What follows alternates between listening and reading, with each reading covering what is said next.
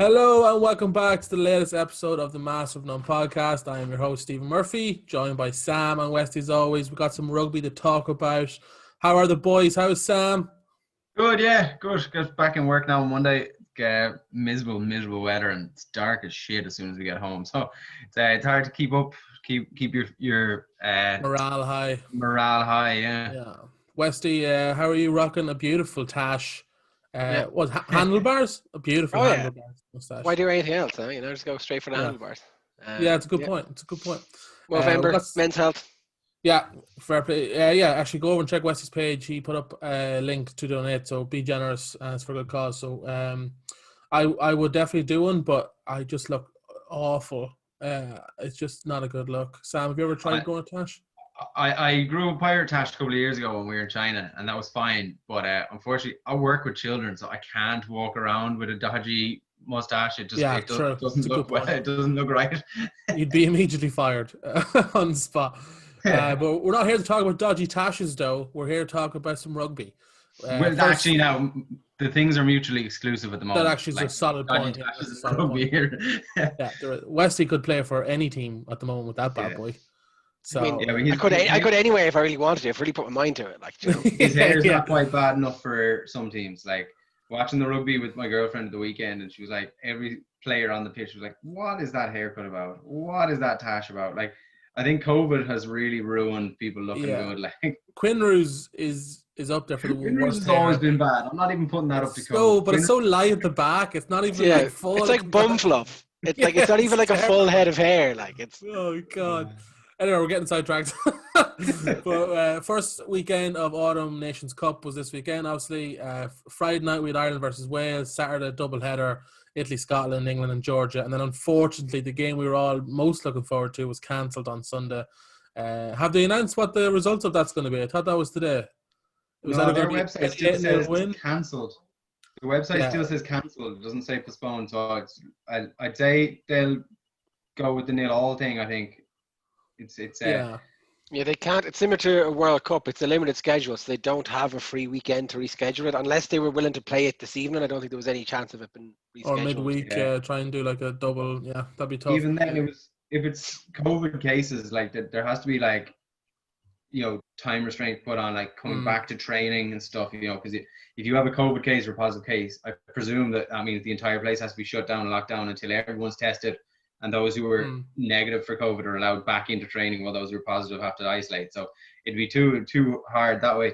It's not. I don't know. There's been no word yet on whether or not it's like a walkover or a 0-0 draw. I hope it would go 0-0 draw and not walkover, because that's just unfair. If like you get like a walkover on a team, there's nothing you can do. You haven't purposely contracted COVID. Like a walkover, it would in my mind be too unfair.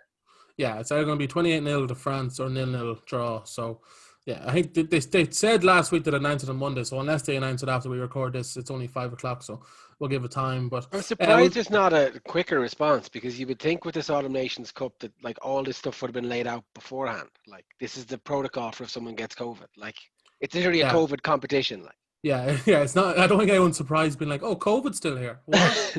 Since when? So, I know it's a good point, but look, we saw the mess in Japan as well with some games. So, but anyway, Friday night Ireland played Wales. We'll start with that.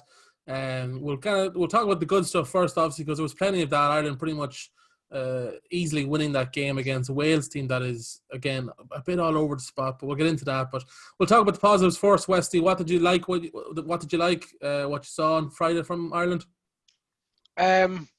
I thought we took our opportunities well. It was a very intelligent game from Ireland. I mean, coming down to taking the right penalties. We didn't take any mad penalties from inside our own half or anything like that. I thought Murray was on the bench, Westy. Murray was on the bench. Well, I mean, one of the positives was Murray at 10. I thought that was pretty impressive, to be honest. And I thought Billy Burns kind of silenced any of my precautions I had about him. I thought he was fantastic when he came on. I don't know if he was fantastic now. Fantastic? I think, relative to what I thought he was going to be, I thought he was fantastic. Okay. I thought he was going to be very average coming on. I thought he adapted, as well, coming on when he did, in the 25th minute or something like that. I think that's brilliant for a lad in his first cap who hasn't played much rugby in the last 6 months. Not last 6 months, last 2 or 3 months maybe. I I thought the lads returning were going to have Peter Mahoney was brilliant. I thought it was another great game for Caelan Doris. I thought we did try to be a bit more expansive. It didn't really come off, and we were kind of gifted a bit by Wales not really been on the pace. But I think it was a very impressive start. Again, we said last week, okay, it wasn't all the change we wanted to see, but 7 changes is pretty big from international to international. So I think considering that, I think the new lads like Lowe was very good. Gibson Park was very, very good as well. So yeah, I was really impressed with the kind of overall tempo of the game, the overall flair that we played with. I think it was pretty good. Yeah, Sam, what about you? Yeah, I thought Doris was brilliant again. Deservedly man of the match. I thought James Lowe was such a breath of fresh air. He did all the things that we said last week we wanted him to do, which was to play fun, expansive, aggressive rugby. I thought he was brilliant, and I thought he did bring up the players around him. I thought it was noticeable that people were getting on board with what he was doing. And then for him to get the try at the end, you know, like they were never giving it to anyone else. I don't know why Wales bothered lining up man on man when they could have just lined up all the backs in that one area, because it was never going to anyone else. But no, I thought it was very good. I thought, you know, you don't wish an injury on any player, but the Sexton, so long as it's not a long-term injury, it was a bit of a blessing in disguise, because we got to see Burns for a long period of the match and not closing the match. Like, we got to see what he'd do mid-match. We got to see what he'd do coming out for the second half. Those sort of things. I thought himself and Gibson Park were good. They were a different dynamic to the usual Murray Sexton, so that was nice.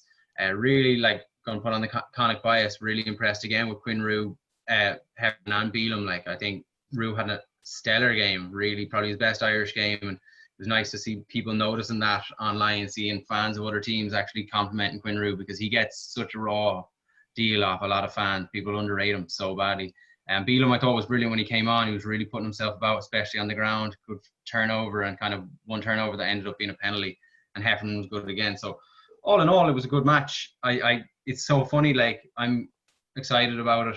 You know, I'm happy that we've won. And then you see some people just want to be miserable. Some people are like, yeah, but Wales were useless. It's like, oh, like, you can't win with these people. Like, you're either not good enough to beat New Zealand, or not good enough to beat Australia or Argentina, or the team we beat weren't good enough. Like, so I don't know what you do. Like, I'm just going to relish the fact that Ireland played well, that Ireland did good, and that it was 7 changes. It wasn't the same team we saw the week before. So I was happy out with it. We were blessed by the fact that Lee Halfpenny missed the first 2 kicks of his career. I know. That was helpful, because I was like saying to Corey, just as he was lined up, I was like, this Lee Halfpenny now, he never misses a kick. He missed. His career percentage is now 99.9999997%. So he's really dropped down. But yeah. They didn't play well. I'm not going to say Wales played well, but Ireland did play very well. I think the two aren't mutually exclusive. Like, you know, Wales weren't playing well, but it was still a strong Welsh team with a lot of experience, a lot of good players. Faletau, Tipuric, Wyn Jones, Rhys Kerr, I thought was good. Dan Biggar, Rhys Kerr. Like, these are good players with a lot of. Oh no, not Rhys Kerr. Sorry, who came on for Rhys Kerr? Rhys Kerr was useless. He got destroyed. Sorry. I was trying to say the scrum got better when he came off, and I just railing through. I'm looking at my notes here.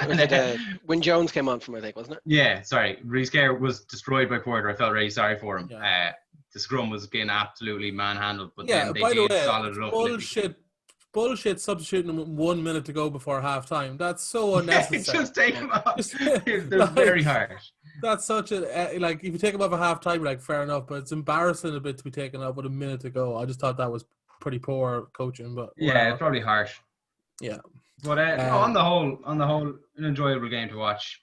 Yeah, I'll play devil's advocate, because I am one of those people that you mentioned about, you know, I think it's hard to read too much into it because of how kind of sluggish Wales were. This weekend obviously is a much more bigger test, but we'll get into that maybe in a later podcast. I think we'll preview it later in the week. But no, the positive, definitely, the new Gibson Park and James Lowe were fantastic. Like, Gibson Park, the tempo that he brings, like, the ball is. I'd love to see our stats of, like, average, you know, ball being presented at a ruck. It must be just incredibly fast. And I tweeted at the time, but they make the players around them kind of similar. Like, I'm sure watching and playing alongside Gibson Park, you want to push the tempo a bit. You know what I mean? And James Lowe, his strength and aggression, it makes the lads around him want to be more aggressive. Like, his strength is incredible. That time where he literally held off Lee Halfpenny with one arm and, like, looked for the offload while going out the sideline. It's incredible, like because he's not ripped. Do you know what I mean? Like he's just fucking strong. He's just like that natural strength, and it's incredible. But his effort as well, like he chased ball, like when he kicked one ball or someone kicked the ball and he chased it, and he sprinted, and I mean sprinted at a ball that he was never really going to get, but still put pressure on. I think it was Lee Halfpenny or Liam Williams, to clear the ball, and he just brought a total fresh breath of air to the team. That's exactly what we were looking for. When people like me hark on about getting new blood into the team, that's the positive side of it. It breathes a breath of fresh air into the team, and makes the players that are already there, it kind of spices things up a little bit. So I love that personally. I thought, Andrew Porter was incredible, but that is backed up by Quinn Roux. The amount of people I've seen on Twitter being like, having that strong of a man behind you in the scrum, pushing you onwards, it just helps so much. So I thought that was brilliant. I think Quinn Roux was absolutely outstanding. Look, everyone played well. Peter O'Mahony was incredible. Every time Peter O'Mahony's about to play, someone should like nip him or something, just piss him off a little bit, because he's just so much better when he's pissed off. Like I watched the game back today, bits and drabs and highlights, and the time he was scruffing with Alan Wynne Jones, he's nowhere near that scuffle. He comes like 10 yards out of the way just to push Alan Wynne Jones, and it's brilliant. Like it's such a dickhead, and I love it. And that's again what James Lowe brings as well, a bit of a niggle that sometimes we don't have. And I thought that was great. I'd love to have a couple of them lads that you'd hate to play against. Do you know them kind of lads? Yeah. Like, Owen Farrell is a bit like that. I hate playing against him, but I'd love if he was on our team. So I thought that was all brilliant. I thought the way we played, I thought some of the moves we tried was great. It was expansive. I loved seeing it. We definitely slowed down once we got on the 22, but I think that's fair enough. That's going to happen. You're kind of slowing down to make sure, that things don't go astray. We definitely could have scored more as a whole. I think we missed a couple of opportunities, but set pieces looked pretty solid. A couple of lineouts went astray, but that's okay. And the scrum was just dominant. How many scrum penalties did we win? 4? 3 or 4? Yeah, 4, I think. 4. Like, that's just incredible. We won a ball off their feeding. Do you know how that doesn't happen anymore at all? So that was great. But I've been going on long enough. So let's talk about negatives, or maybe you don't think there is any negatives. But Wesley, anything that you didn't like, or that could be better? Well, look, I think Sam said it, and you could touch on there. Like it wasn't a perfect Welsh team or perfect Welsh performance. They weren't at the right pace for it, really. So I guess I would have liked to see us try and score a few more tries. Maybe not taking while it's intelligent to take the penalty, to take the 3 points. Maybe we could have pushed it out and gone for a try, especially in the second half when we were a lot more in the driving seat. But again, it's a team that will grow in confidence, and maybe losing Sexton early contributes to that. I think it's worth mentioning as well, the likes of Conway and Quinn Roux, especially, who came in last minute to cover. That's a very hard thing to do when you're preparing all week. I do think some of the replacements, again, could have been made earlier, but when you look at how the game unfolded, I think losing Sexton so early is then going to have a domino effect on when you decide to change your other, like your hooker, let's say, or maybe you bring on your other second rows. I think there's not a lot of negatives to take from us exactly. I think it's just the kind of, like, the only thing you can say is that England are going to be far more dominant than Wales were. So yeah, the issue is I don't see necessarily how we're going to adapt to that, because I don't think we were going on after Saracens beat Leinster. For some reason, that's a metaphor for Ireland. We're going on about how they overpower us, how they overpowered Leinster, how we're not big enough, strong enough, blah, blah. Like, you don't have to be bigger and stronger to beat people in rugby. Uruguay beat Fiji in the World Cup. You have to play smart. So at the minute, we're not abandoning the big, heavy, brute game plan, and we haven't perfected the skillful game plan yet either. So playing England is going to be very different, and they're going to be a lot better than Wales were. Yeah, it's a totally different matchup. Like, I think, in fairness to the Saracen Leinster, because there's so many Irish players on the Leinster team and so many English players on the Saracens team, I think it's, people use it as an analogy, and like it's a terrible matchup for Ireland, because they are so much more physically dominant than us, and their quick line speed is very tough to play against. We haven't solved that riddle since when's the last time? The last 3 or 4 games have beaten us pretty comprehensively, I think. Possibly only 3. Yeah, the last 2 Six Nations in the World Cup warm-up. The World Cup warm-up, yeah. They've just kind of, they're an awful matchup. It doesn't mean that. Does that mean we should change our whole game plan to beat one team? I'm not saying it is, but But you you can know, adapt your game plan to the opponents you're playing with. I mean, I yeah, don't see how that's such a massive struggle. You know, we can yeah, you can make changes. You don't have to play the exact same starting 15. You bring on a more agile. You bring on, let's say, make those 7 changes, but those 7 players are bringing that faster offloading game plan with them. It's not yeah, easy, but it's something that I think we haven't really explored. Like, you know, you start Sexton for, and again, I'm not basing this in any logic, but you start Sexton for a forward heavy hitting game plan, and you start Billy Burns for a faster offloading game plan.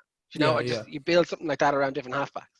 Yeah, we mentioned before the horses for courses. You know, Yeah, when a certain team comes to town, this is kind of our lineup that we're going to go for. Yeah, I agree with that. And England is definitely one of those teams that when they come to town, we have to change. We have to adapt and try and do something we haven't done before to beat them, especially in the last 3 games. Like they have our number and we haven't been able to fix that. So we have to talk a bit about, because I've seen it on Twitter a lot the last day or two, is the depth chart at fly half, because a lot of people have some different opinions on, you know, Sexton. Obviously, a lot of people have him 1. It appears to be Billy Burns number 2 in Andy Farrell's mind. 3, 4, and then 5, or however long you want to go. That seems to be a big question, because Farrell even himself in a conference said that Conor Murray looked very, you know, comfy at the 10 position, and it's very much a realistic option for him. I personally don't like that. I think obviously that's, you know, the Jack Cartys, the JJ Hanrattens of the world, they're not going to obviously like that. So Wesley, what do you think? Like, gives obviously, I'm assuming you have Sexton obviously still top of the list. yeah, and I do think credit to Conor Murray. I think he did a great job Yeah, covering he 10. But did. I Yeah, don't think yeah. I don't think that's something we should be aiming for. Like, No, I don't think so either. what are you going to do then? I mean, are you going to have, like, I don't understand how you're going to start Murray out of position and have the likes of Byrne or Carthy or Billy Burns on the bench to come on from. Like, I mean, that's not. Yeah, It's good to have a player that can cover positions, because this is what happens. Um, I think, you know, Sam mentioned Sexton been injured, been a bit of a blessing, because it's going to force changes. Like, this is the issue that kind of, and I don't know if we said these words exactly over the last few months, but we've been given out that we're not preparing for a world without Sexton, and this is exactly why.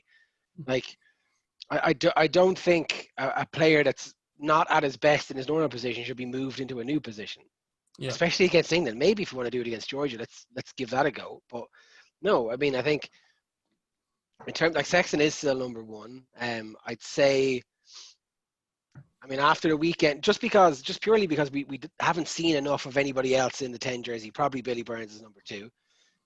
But again, that comes down to Ross Byrne only playing the last 10 minutes of games. So, like, that's not really that tangible of an experience to get. So I think then it is probably Ross Byrne and then Jack Carthy. So, but Jack Carthy's got, like we saw against Scarlets there for Connacht at the weekend, like, Carthy was a little bit off the pace. He was a little bit like, now he had some brilliant moments, but he was just really inconsistent. And I think that mainly comes from the fact that he's not played a game in 5 or 6 weeks. So it'd be very tough for him now to go back into an Ireland camp and then, you know, be brought on. Let's say that same injury happens with Sexton, to come on at half an hour. You know, and I know we said the same thing about Billy Burns last week, and he rose to it. And I hope Carthy will be able to do the same. I think he can do the same, but Carthy is very much a foreign player, and he needs to build up game time. I think that's the same with anybody that's going to come into Ireland at 10. Is going to need more than 10 minutes at the end of a game to get into the flow of it. yeah, agreed. Sam, what about you? What's your kind of views on the depth chart at 10? Yeah, I think the Murray thing, it was a weekend, but it's not a long-term plan. Anyone that thinks it is being an absolute jackass, like saying, "Oh yeah, we saw him for a few minutes in it,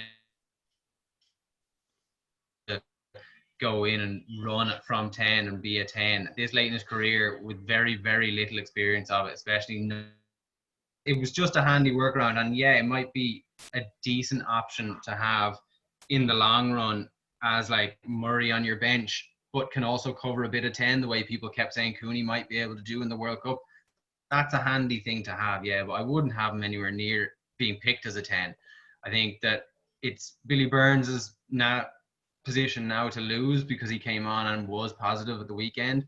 He's done a good bit for Ulster recently. He's not played as much as he would have desired, you know, in the Madigan conversation there. You know, Madigan's not played too well either since coming in, but they brought in Madigan for a reason. Was that to cover Billy Burns when you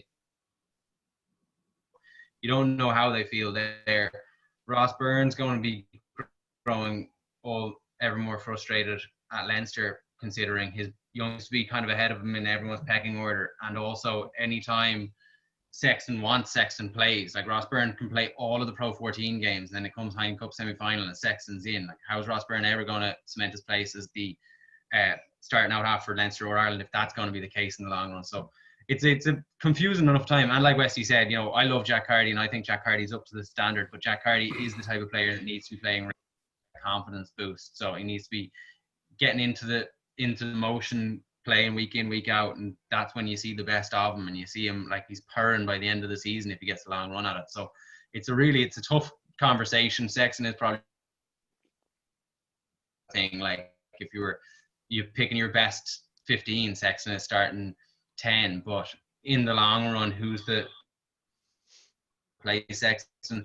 It's anyone's to grab, really. And if the rumours and the murmurings from Leinster are true, Harry Byrne is as good as Harry Byrne needs to be playing week in, week out, and Sexton needs to reduce his game time again and give some of the more important games to some of these players that need the experience.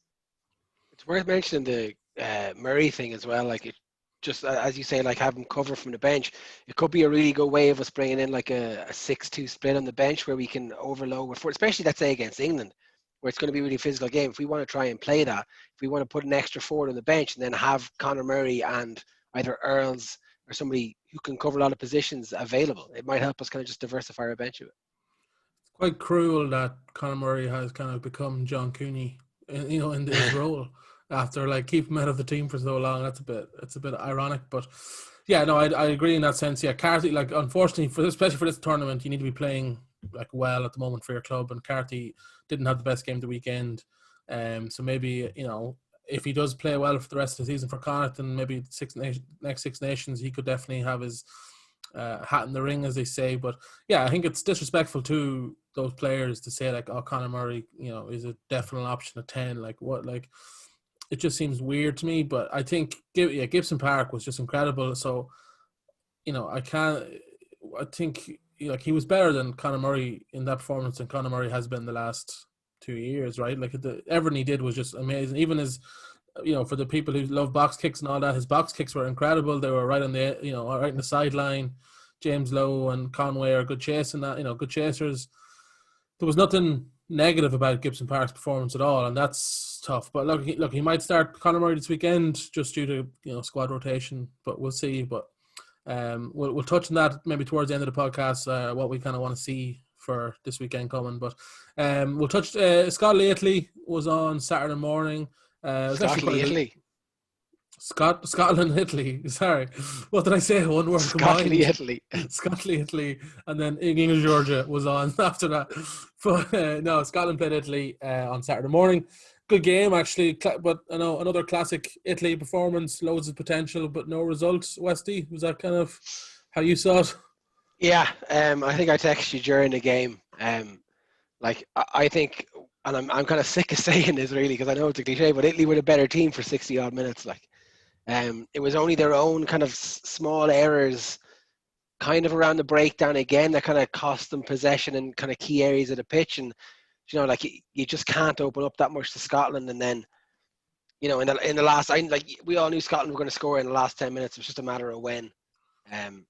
So it was going to really, it was unfortunate for Italy, but it's that same, I don't know what it is. It's not match fitness. I don't know if it's kind of concentration or kind of mental faculty, but something about the last 15, 20 minutes of a game, unless they're well ahead, like you're just terrified about what's about to happen. I mean, like I was neutral in the game.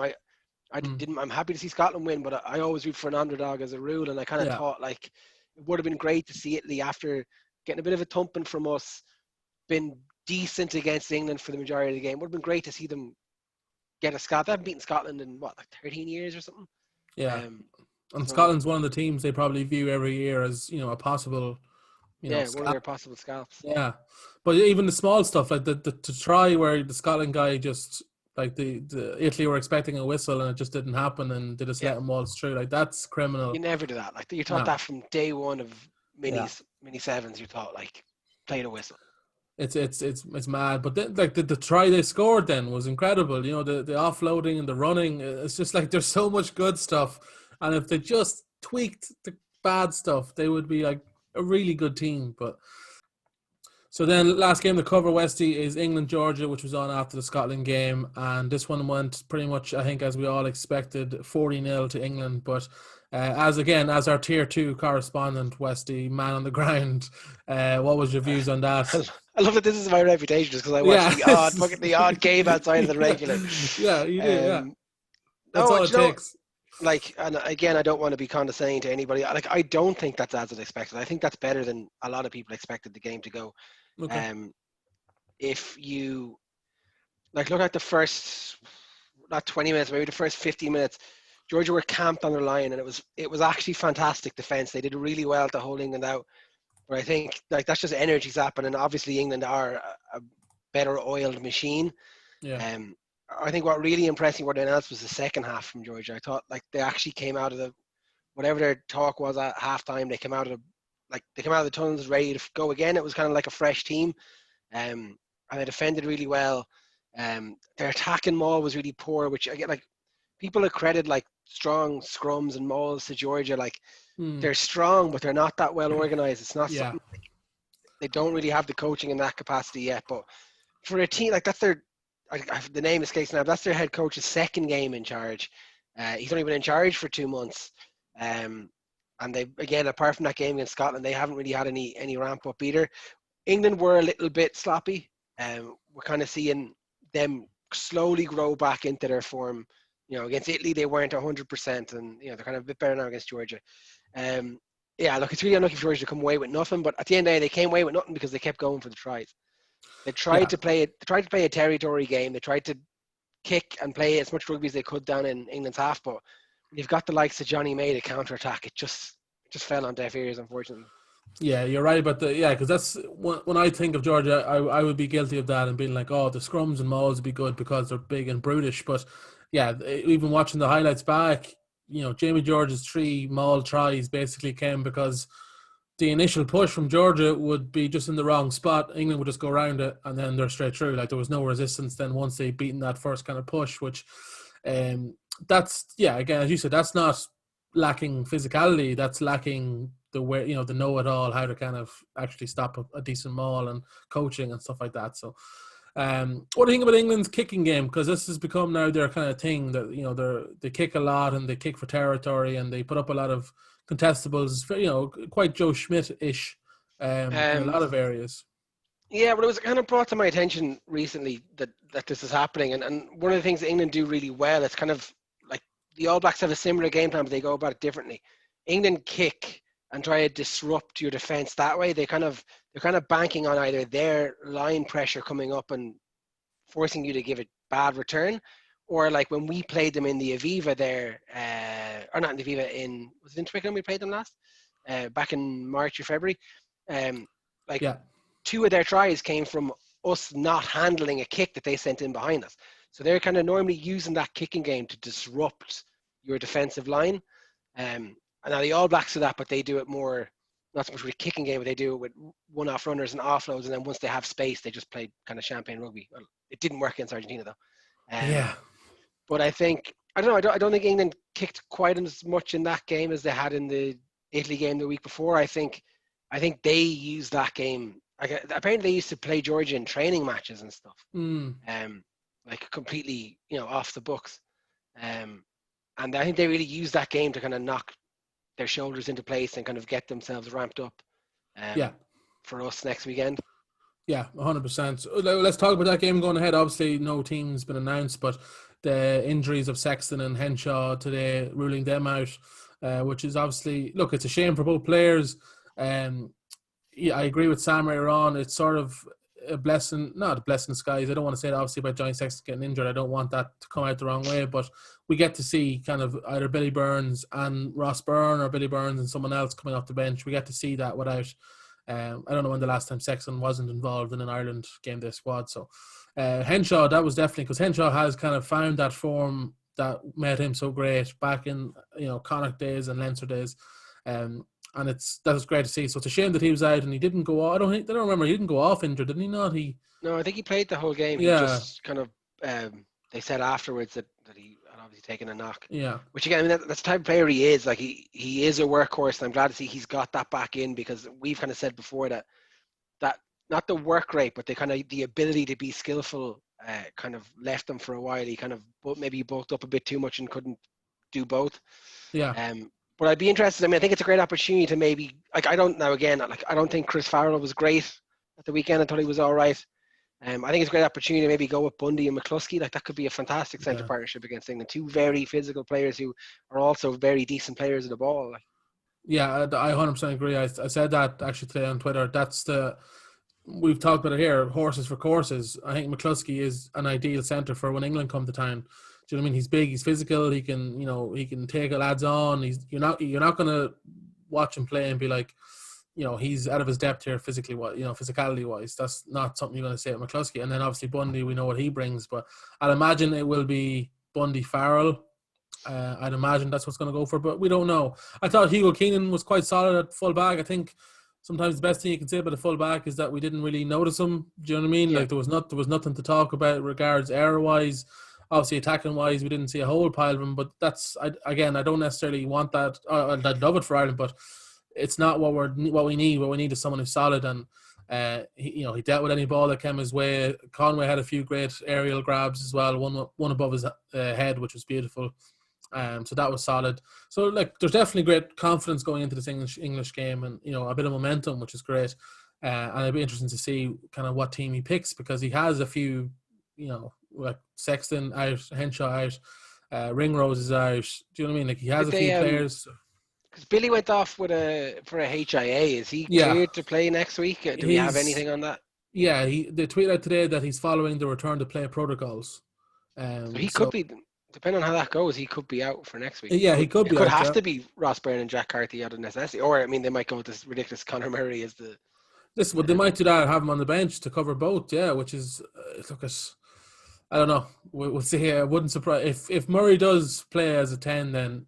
Like our suspicions of him having compromising photos of someone in the area has been confirmed, because it seems unnecessary. But I've Andy Farrell so far, obviously a few selections I wouldn't have agreed with, but the way we're playing and the line speed against Wales, it's all positive so far. What do you think? Do you agree? Like it's been some good stuff so far. I think it's positive. I think it's interesting to watch how it's going to evolve. Like, you said like Gibson Park was amazing. Like I think he was very good. I think there's still definitely room to improve and grow into the jersey a bit more.